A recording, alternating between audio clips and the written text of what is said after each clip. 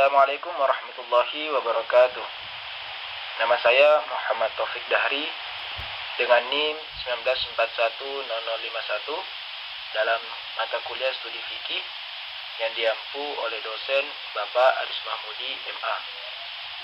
Pada kali ini saya akan menjelaskan tentang biografi ulama, khususnya ulama fikih, yaitu Syekh Zakaria Al-Ansari.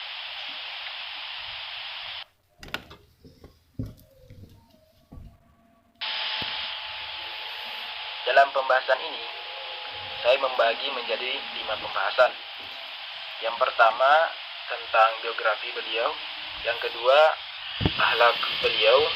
Yang ketiga, proses keilmuan beliau. Yang keempat, karya dan prestasi beliau. Dan yang kelima adalah kisah inspiratif yang dapat dijadikan sebagai pelajaran.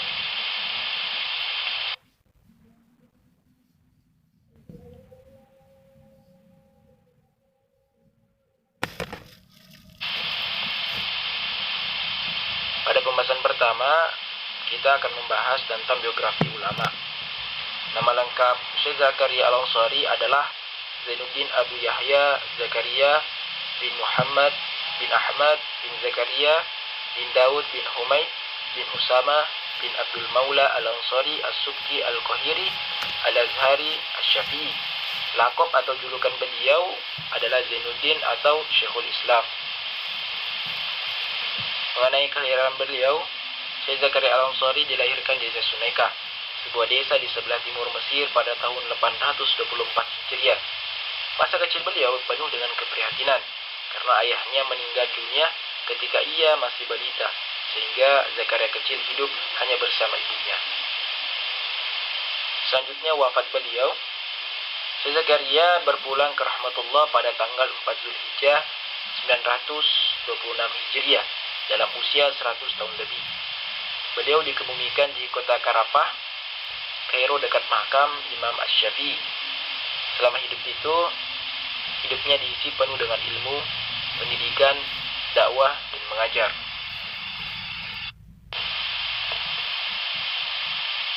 Yang kedua adalah akhlak beliau.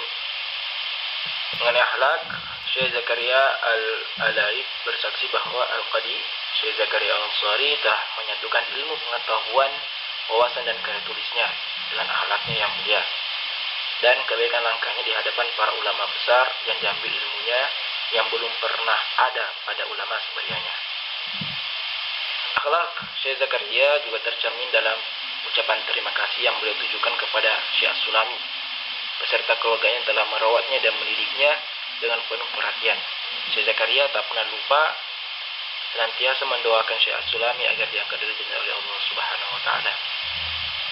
Cerita sedikit tentang Syekh As-Sulami ini, beliau pernah datang ke desa Sunaika dan bertemu dengan ibu Syekh Zakaria tanpa sengaja. Ibunda Syekh Zakaria tersebut meminta bantuan kepada Syekh As-Sulami untuk bekerja dan pada saat itu Syekh As-Sulami melihat bahwa Syekh Zakaria merupakan sosok anak yang sangat patuh dengan orang tua dan juga cintakan ilmu, sehingga Syekh As-Sulami mengatakan kepada ibunda Syekh Zakaria bahwa ketika apabila ibu setuju, maka saya akan membawa Zakaria ke Al-Azhar atau ke Kairo untuk belajar. Tanpa lama-lama, ibunda Syekh Zakaria pun menyetujuinya untuk pendidikan putranya.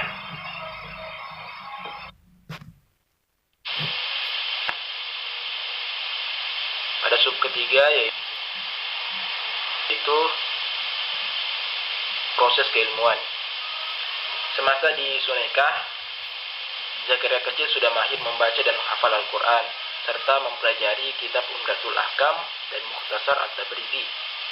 Pada tahun 891 Hijriah atau 1437 Masehi, beliau pergi ke kota Kairo dan belajar di Al-Azhar Kairo. Bakat menghafalnya kemudian berlanjut ketika ia menimba ilmu di sana dalam rentang waktu yang relatif pendek. Zakaria muda telah menghafal Al-Quran dan beberapa kitab seperti Alfiyah Ibnu Malik, Al-Minhaj, Asy-Syatibiyah, dan lainnya. Ini merupakan risalah pertama beliau selama di Al-Azhar. Yang kedua, pada masa pengembaraan yang kedua ini, Zakaria Al-Ansari mempelajari hampir semua kitab dalam berbagai macam cabang keilmuan, termasuk matematika, seni menulis indah, dan ilmu retorika. Tidak heran jika guru-guru beliau memberi pujian dan ijazah atas keilmuannya. Lebih dari 150 ijazah telah diberikan kepadanya, termasuk ijazah dari Ibnu Hajar Asqalani.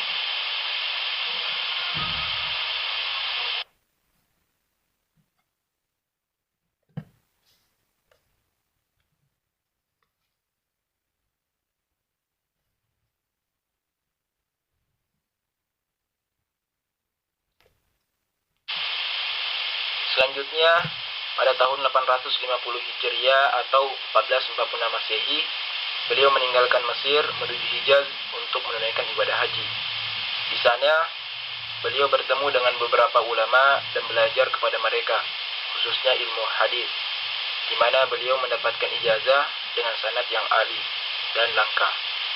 Di antara ulama yang memberikan ijazah kepada beliau adalah yang pertama Asy-Syaraf Abu Al-Fat Al-Maraghi, yang kedua Ibnu Fad, yang ketiga Abdu Al-Yaman An-Nuwairi, dan yang keempat Abu As-Sadat Ibnu Zahirah.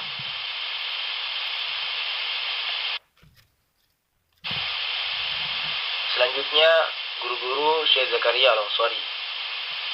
Syekh Zakaria Al-Ansari memiliki lebih dari 150 guru yang sangat mempengaruhi dalam keilmuannya. Semua gurunya sangat menguasai dan menonjol di berbagai bidang keilmuan masing-masing. Di antaranya adalah yang pertama Al-Hafiz Ibnu Hajar Al-Asqalani yang mengajarkan beliau ilmu hadis, fikih dan usul. Yang kedua Muhammad bin Ar-Rabi dan Al-Burhan Al-Fakusi Al-Bulaisi yang membimbing beliau dalam membaca Al-Quran hingga menghafalkannya.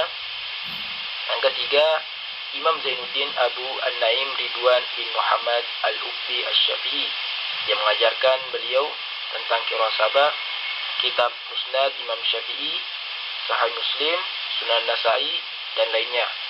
Yang keempat Abu Al-Abbas Ahmad bin Al-Intikawi, Abu Al-Fatah Muhammad bin Ahmad Al-Ghazi, Abu Hafsa Umar bin Ali, Ahmad bin Ali Ad-Dimyati, Abu Al-Fara Abdurrahman bin Ali At-Tamimi, dan Syekh Muhammad bin Umar Al-Wasiti Al-Gamri. Mereka semua adalah guru beliau di bidang tasawuf. Selanjutnya, murid-murid beliau. Murid-murid Syekh Zakaria Al-Ansari sangat banyak. Mereka menyebar di berbagai daerah seperti Hijaz, Syam, dan kota lainnya. Di antara murid-muridnya yang terkenal adalah yang pertama Ibnu Hajar Al-Haytami, pengarang kitab Tuhfatul Muhtaj Bisyari Al-Minhaj. Yang kedua Abdul Wahab Asy-Syarani, dikenal dengan nama Imam Asy-Syarani. Yang ketiga Syamsuddin Ar-Ramli, pengarang kitab Nihayatul Muntaji ila Syarhi Al-Minhaj. Yang keempat Al-Khatib Asy-Syarbini, pengarang kitab Mughni Al-Mutaj ila Ma'rifah Ma'ni Al-Faz Al-Minhaj. Yang kelima Naruddin Al-Mahalli. Yang keenam Badruddin Al-Ghazi. Yang ketujuh Muhammad bin Ahmad Al-Haskafi. Yang kedelapan Badaruddin Hasan bin Muhammad Asy-Syafadi.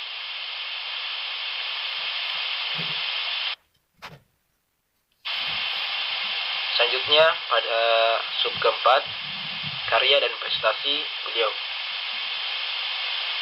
Syekh Zakaria Al-Ansari memiliki karya pada bidang akidah, fikih, usul fikih, faraid, mantik, tasawuf, hadis, nahwu, dan sebagainya. Tak kurang dari 50 karya dalam berbagai bidang tersebut yang ditulisnya semasa hidupnya yang panjang. Adapun beberapa kitab beliau, yang pertama Fathur Rahman dalam bidang tafsir, yang kedua Ad-Daqaiq Al-Muhkamah dalam bidang qiraat, yang ketiga Tuhfatu Al-Bari A'la Sahih Al-Bukhari dalam bidang hadis, yang keempat Tangki Tahrir Al-Lubab dalam bidang fikih, Yang kelima, Fathul Baqi Asyar Alfiya Al-Iraqi dalam bidang muslahalah hadis. Yang keenam, Asna Al-Matalib fi Syar Raudatu At-Talib dalam bidang fikih. Yang ketujuh, Al-Gurar Al-Bahiyah fi Syar Al-Bahja Al-Wardiyah dalam bidang fikih. Yang ke-8, Lab Al-Usul dalam bidang usul fikih. Yang ke-9, Syar Suzur Az-Zahab dalam bidang nahwu. Yang ke-10, Syarisalah Al-Kushairi dalam bidang tasawuf. Yang ke-11, Syar Saguji dalam bidang mantik ilmu logika.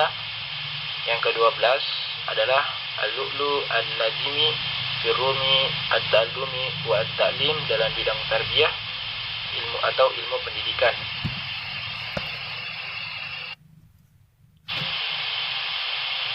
Selanjutnya, kisah inspiratif tentang beliau.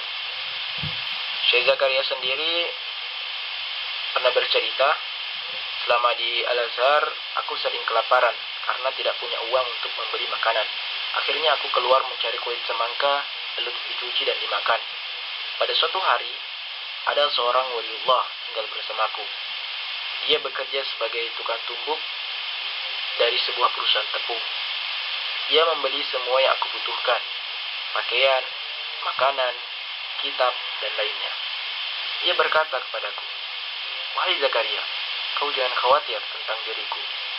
Hal ini terus dia lakukan sampai beberapa tahun. Pada suatu malam, di saat manusia sedang tertidur lelap, dia mengajakku keluar dan menyuruhku menaiki menara Masjid Jami sampai ke puncaknya.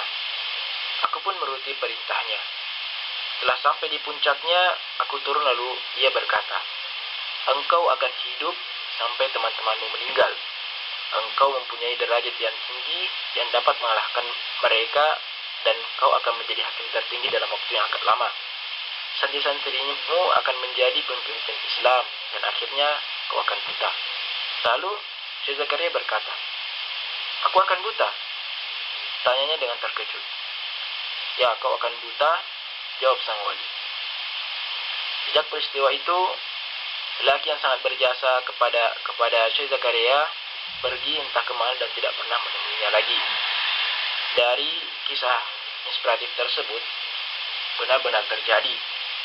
Beliau menjadi sosok figur atau ulama yang sangat mempunyai andil besar dalam berbagai peradaban ilmu di dunia, khususnya dalam bidang fikih. Banyak karya beliau menjadikan sebagai rujukan dalam berbagai pondok pesantren, serta beliau juga pernah menjabat sebagai qadhi selama kurang lebih 20 tahun. Sampai akhirnya beliau dipecat karena memberi surat kepada raja pada saat itu, Raja Qatabai, dan mengkritik karena ada kebijakan-kebijakan raja yang tidak sesuai dengan tuntunan agama. Setelah beliau berhenti dari qadhi atau hakim, beliau kembali mengajar, mengarang, selaku tugasnya sebagai ulama.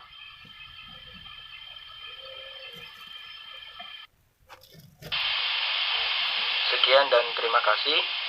Assalamualaikum warahmatullahi wabarakatuh.